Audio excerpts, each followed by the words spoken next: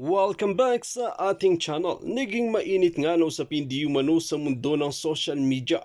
Nabisto nga ni Cong Mârcoleta ang samot-saring anomalya sa ilalim ng pamumuno ni Gov.Oaminal ng Misamis Occidental matapos matuklasang nawala ang 15 million pesos sa kabuuang 50 million budget sa palapag na gusaling ipinapatayo ng gobyerno. Dito nga natin makikita na hindi nga pinalagpas ni Cong Mârcoleta ang mga korap na opisyalis na ito at ginisa mismo sa Senado. Banat pa nga ng maraming netizen, Marcoleta, ito ang dapat na mamuno at maglingkod sa taong bayan para umunlad ang bansa natin. Wala nang maghihirap pag lahat ganito ang namuno sa bansa natin. I think tayo na ang pinaka-unlad sa bansa ngayon. Cong Mârcoleta, ang dami po palang malalaking buhaya, kobra at rino, anay sa ating bansa. Praying po na tulungan kayo ng ating buong may kapal to solve all this problem of our country, Philippines. In God we trust. Thank you Cong Mârcoleta sa iyong malasakit sa mga taong naapi. Samantala, mayroong sobrang gahaman at paano nabubuhay sa kasakiman ang isang tao katulad ni Gov.Oaminal na yan. Well mga kababayan, makikita natin na maraming ang galit ngayon kay Gov.Oaminal dahil sa kanyang ginawa sa kanyang lugar. Kaya hindi naman ito pinalagpas ni Cong Mârcoleta at talagang pinagtanggol at ginisa ang mga opisyalis na pinagtatanggol pa si Gov.Oaminal na kahit na may papakitang ebidensya. Well mga kababayan, para nga sa karagdagang impormasyon, panoorin nga natin ang buong video. At kung bago ka pa lamang sa aking channel, huwag kalimutan i-click ang subscribe button at notification bell para lagi kang updated sa ating mga bagong video. At para sa sulit viewers natin dyan, maraming salamat sa walang sawang pagsuporta. Paano nyo ni-revise ang isang project costing 50 million pesos? Alam ba yun ng, Central Office ng DPWH? Did you furnish a report to the DPWH that you revised the contract from four stories, ginawa ninyo 2 stories? It was originally planned for 4 stories. Mamaya ipakikita ko sa iyo yung mga plano approved by the DPWH. Pakitin lang pong mabuti, doon sa pinakailalim, naka-indicate po, yan po yung building. Diyan po sa drawing, Mr. Chair, 2 stories lang. At yung kanyang funding, nakalagay sa baba, 35 million. So paano pong mangyayari ito, Mr. Chair? Saan po nila dinala yung 15 million? Tama ba, Mr. Lim, na ikaw din ang contractor doon sa cluster housing sa Malaubang? Mr. Lim, kapapakita ko lang sa iyo ng project yung Building 1 eh. Kaya ano pang sabihin mo, Phase 1 o Building 1, pareho din yun eh. Kung meron kayong Phase 3 o Phase 4, wala akong pakialam doon. Ang pinag-uusapan natin is the 50 million being accounted today. Kung saan man kayo kukuha ng pondo nyo, problema nyo na yun. But I am accounting and auditing this 50 million funded by the GA of 2019. Ito yung nagkakagulo kayo. Your Honor, since this is a local infrastructure project, I know it is a local construction project, pero ang tinatanong ko, wala ba kayong pakialam sa region kung anong nangyayari doon sa inyong mga district offices? Nobody talk to them about just compensation. Nobody talk to them about relocation. Ito yung problema ng mga tao sa Lamaan. Ang tanong ko sa inyo, as regional office, wala ba kayong pakialam doon? The records do not show that they have paid for the replacement cost. Okay, so walang replacement cost. So nagsisinungaling yung city administrator. Sabi niya nagbayad sila ng replacement cost. Hindi totoo ang sinasabi ng city administrator na binayaran niya lahat ang requisites. Bakit ngayon nag-issue ang court ng writ of possession?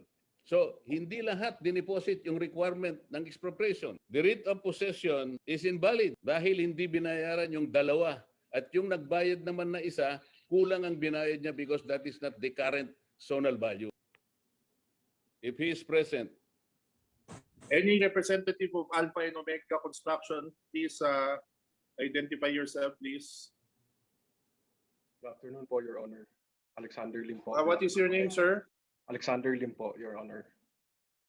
Alexander Lim. DS Marcoleta, you can proceed now. Thank you, Mr. Chair. Mr. Lim, Magkano ba ang total amount ng first billing mo on Building 1 at saka yung sa Barangay Malaubang? 13 million po, Your Honor. 39%. 39%. Anong date nung yung billing? October 2020 po, Your Honor. Pwede mo bang bigyan ng kopya ang committee ito sa mga dokumentong binabanggit natin? Yes, Your Honor. Magkano ulit? 39 million as of October 2020. 13 po, 13. 1-3 po. 1-3. Opo. Meron ka na bang second billing? Yes, Your Honor. Magkano naman sa second billing at ano ang date ng billing? December 2020 po, Your Honor. 77% po, Your Honor. So at December 2020, 77% na ang nagawa mo sa project? Opo, Your Honor. Anong project ang pinag-uusapan natin? Malaubang tsaka Laman po, Your Honor. Kanina pinakita ko sa iyo, nakita mo ba yung litrato ng Building 1 na kinunan noong December 14, 2020? Pagkatapos kinunan din noong February 8, 2021 at kinunan din kahapon. Ilang porsyento na ba ang natapos sa Building 1? Yung Building 1 kasi po, Your Honor, it's not completed. It's the first phase of the project po, Your Honor. Ang tinatanong ko sa iyo, ilang percent na ba ang completion ng Building 1? 90+% na po siya, Your Honor. As per contract po. 90%? Opo. Yung itsura na yun sa litrato, 90% yung Building 1? Phase 1 lang kasi po siya, sir, Your Honor. It's not a completed building po, Your Honor. No, ang pinag-uusapan natin is Phase 1. Yan ang Building 1. Yes po, Your Honor. O, ang tinatanong ko sa iyo, ilang porsyento na ang natapos sa Phase 1 or Building 1? Building 1 po siya, tsaka Phase 1 po siya. Yung Building 1 po, hindi siya matatapos sa kontratang yan po, Your Honor. Ilang floors ba ang Building 1? 2 po, Your Honor. Eh kung ipakita ko sa iyo, yung plano na ang Building 1 ay 4 na palapag, anong masasabi mo? It was revised po, Your Honor. Who revised it? DPWH po.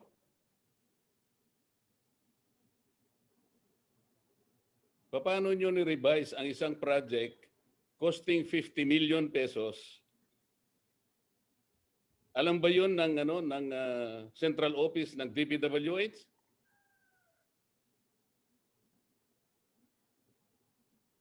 Hindi ko po Did you alam. Your Honor. furnish a report to the DPWH that you revised the contract? From four stories, ginawa ninyo 2 stories? I did not revise the contract po, Your Honor. Who revised the contract? It was originally planned for 4 stories. Mamaya ipakikita ko sa iyo yung mga plano approved by the DPWH.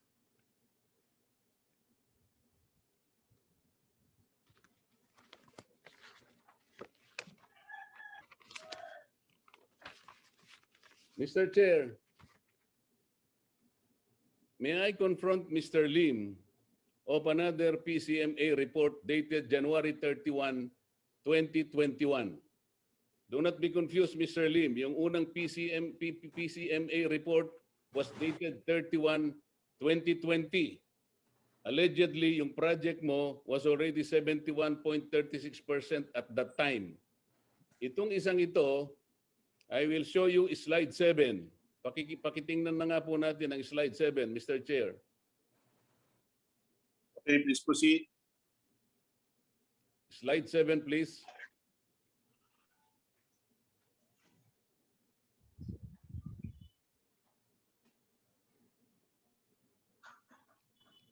Ayan po ang slide 7, Mr. Chair. Yan po ay progress report ng mga project na minomonitor ng DPWH.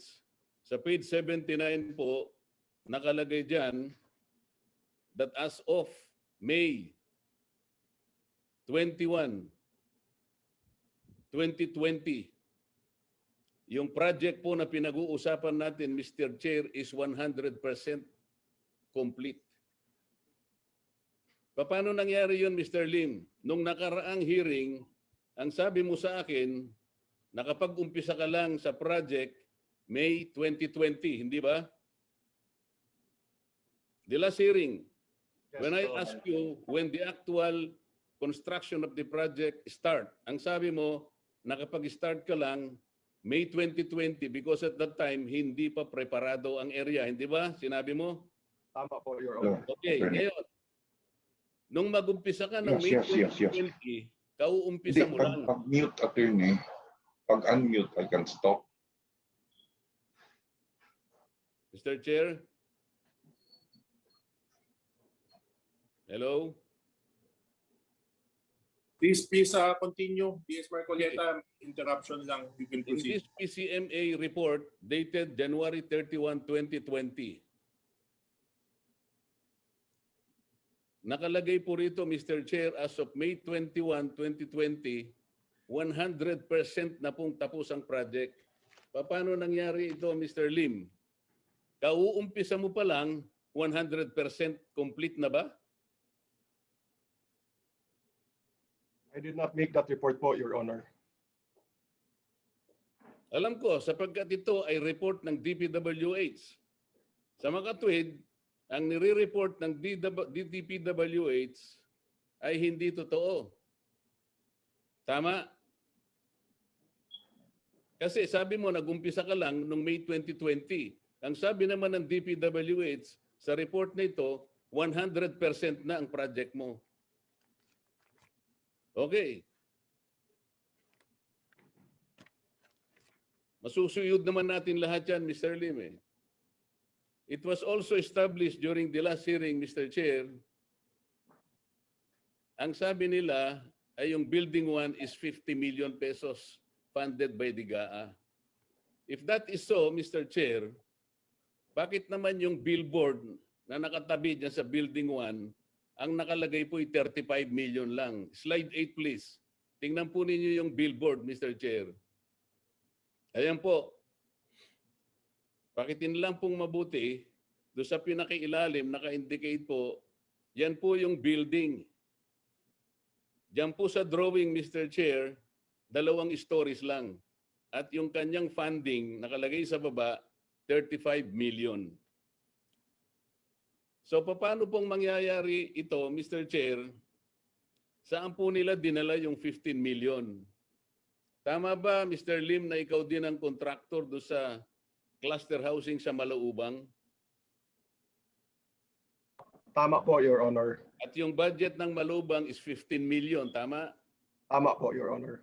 Okay, posible ba na yung 15 million na ginamit mo o ginasta sa Malaubang project nanggaling sa Building 1 funding?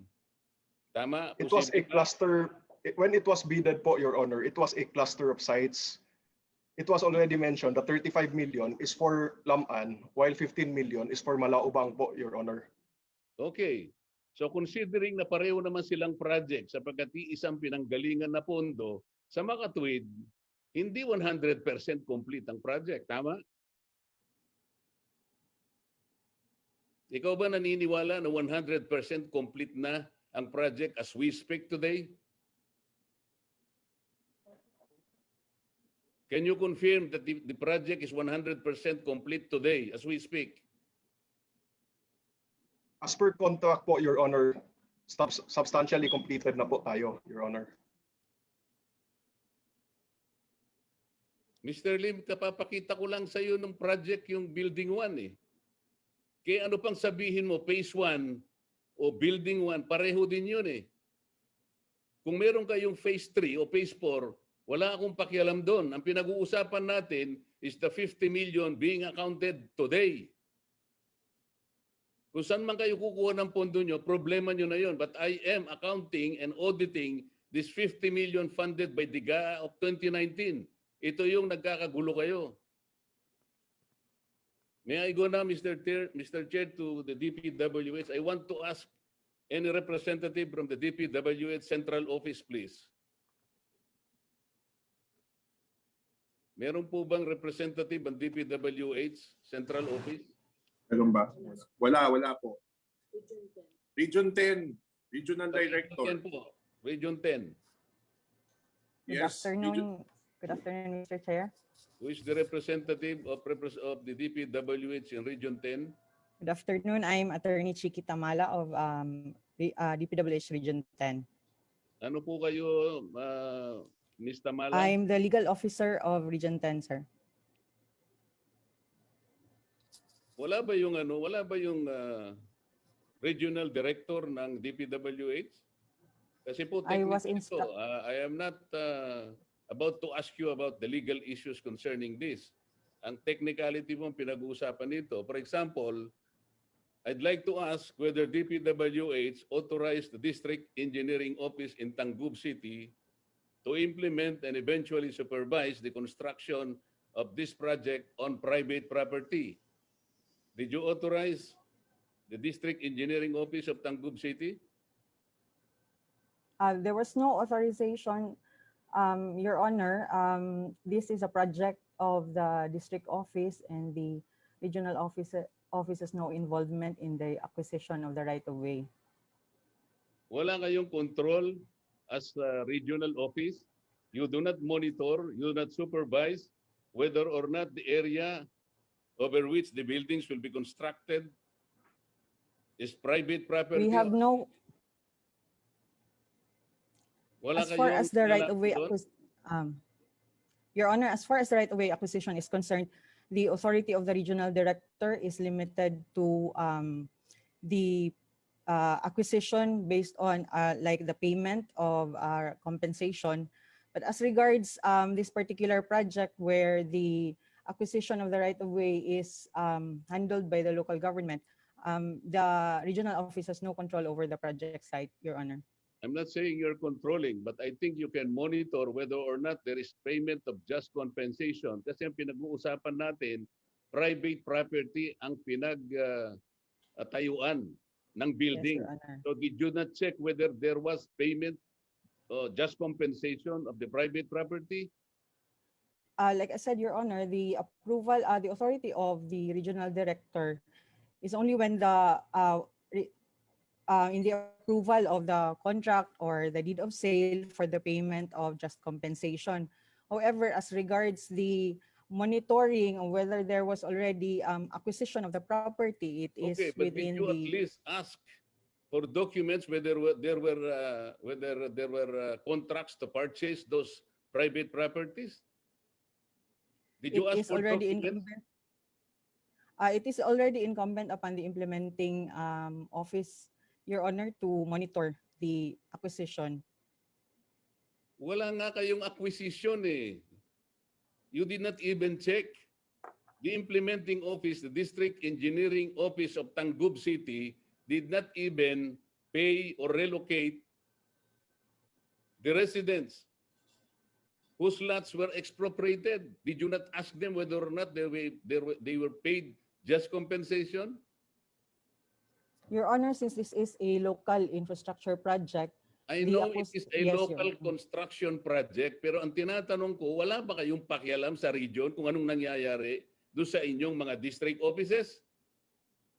it is incumbent upon the district office, Your Honor, to monitor or check or validate the project site, Your Honor. So kayo wala kayong gagawin. If there is a claim, Your Honor, we will validate and then process if for payment of just compensation. Paano magkakaroon ng claim? Eh wala ngang contract eh. They were not even paid. Nobody talked to them about just compensation. Nobody talked to them about relocation. Ito yung problema ng mga tao sa Lamaan. Ang tanong ko sa inyo, as regional office, wala ba kayong pakialam doon? Your Honor, maybe the local government can answer that question since they are Wala the nga ones yung local responsible for government the eh. Wala nga acquisition. yung mayor dito eh. So tingnan mo, Mhm. pagka ganito na yung usapan at tanungan, pare-pareho na DS Marcoleta, nandito yata yung admin officer ng Osami City. I see him here. Okay. What is his position, Mr. Chair? Admin officer. City administrator. The admin officer, can you identify yourself, please? Sam Puentes. Good afternoon, Mr. Chair. Oh, Attorney Puentes. Good ang sabi ng afternoon, DPWH, Your Honor. nagmo-monitor lamang sila. Kayo daw naman pala ang dapat na gumawa ng kontrata kung nabayaran na yung mga lupa para mapunta na sa pangalan ninyo, sa pangalan ng LGU Osamis, yung lupa. Meron ba kayong binayaran sa mga tao na nagrereklamo ngayon? If Your Honor, Mr. Chair, if Your Honor, please, the situation of those individuals who are presently opposing, so I would say, is subject for an expropriation case already, and in compliance with what is mandated under the law, we have already deposited the required amount for the value of the land, and the court have issued the writ of possession. Now, as to the others, Your Honor, it is still in process, Your Honor. Did you know the requisites before the writ of possession can be issued by the court? Yes, Your Honor. Yes, Your What are the Honor. requisites?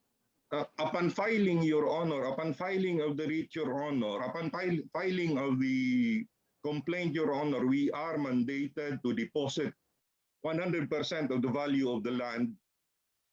The value of the land, Your Honor, the replacement cost for the value of the improvements that have been established thereon. And the court would now issue a writ of possession. May I ask the clerk of court of branch 15 if she is present? I'm present, sir. What is your name, Madam Branch Clerk of Court? Come again, sir. What is your name? Attorney Julie Miguangco. Is the city administrator telling the truth when he said that all the requisites of a valid expropriation have been deposited to the court, like the amount equivalent to the sum of 100% of the value of the land based on the current zonal value of the BIR? There are 16 cases filed, expropriation cases filed, sir, and some were issued writ of possession No, per before order that, of the did presiding judge. they deposit prior to the upon filing the expropriation complaint? Did they pay all this? One, the amount equivalent to the sum of 100% of the value of the land based on current zonal value of the BIR. Did they do that? Upon filing of each expropriation case, there was an amount deposited, sir. So is it 100% of the value of the land based on the current zonal value of the BIR? For those issued with the writ of possession, I believe the court has already issued an order, sir, so granting the writ of possession, so it already complied with the Huwag tayong deposit paliligo. Yung requirement. tinatanong ko sa'yo, kung nagbayad sila ng 100% of the value of land based on the current zonal value of the BIR. Yes, sir, per order of the court issued by the acting presiding judge, Oliver Perez. What is the zonal value, the current zonal value in Barangay Lamaan as of today? It was stated in the order, sir, of Judge Perez that the value was used for the computation is 1,220 per square meter. So, dineposit nila yan lahat ng mga na-issuehan ng writ of possession? Yes, for those already issued with the writ of possession, sir. How many residents were issued writs of possession?